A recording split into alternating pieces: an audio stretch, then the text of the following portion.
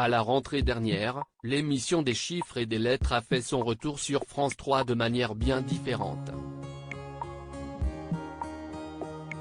Il s'est en effet fait sans les incontournables Bertrand Renard, spécialiste des chiffres depuis 1975 et Ariel Boulin-Prat, pro des lettres depuis 1986. Malheureusement, ils ont tous deux été écartés du jeu après de vifs désaccords avec la production.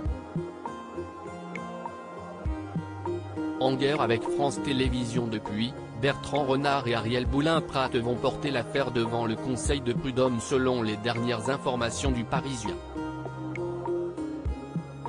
Ils dénoncent un départ contraint et forcé du programme pour lequel ils travaillaient depuis respectivement 47 et 36 ans. Ainsi, le duo réclame pas moins de 530 000 € chacun, dont 200 000 € de dommages et intérêts, et 135 000 € d'indemnités conventionnelles. Leur audience a été fixée au 4 mai prochain à Paris. Nos confrères du Parisien ont réussi à les contacter dans la journée de samedi 11 mars pour recueillir leurs sentiments sur le sujet. Ça a été très douloureux, je n'ai perdu le sommeil un temps, a confié Ariel Boulin-Prat, ajoutant néanmoins être d'un naturel optimiste et combatif. Son acolyte Bertrand Renard regrette de son côté que cela se termine comme cela. La chose s'est faite brutalement. Vous ne quittez pas sans regret une société où vous avez passé près de 50 ans de votre vie, surtout du jour au lendemain, a-t-il également déclaré.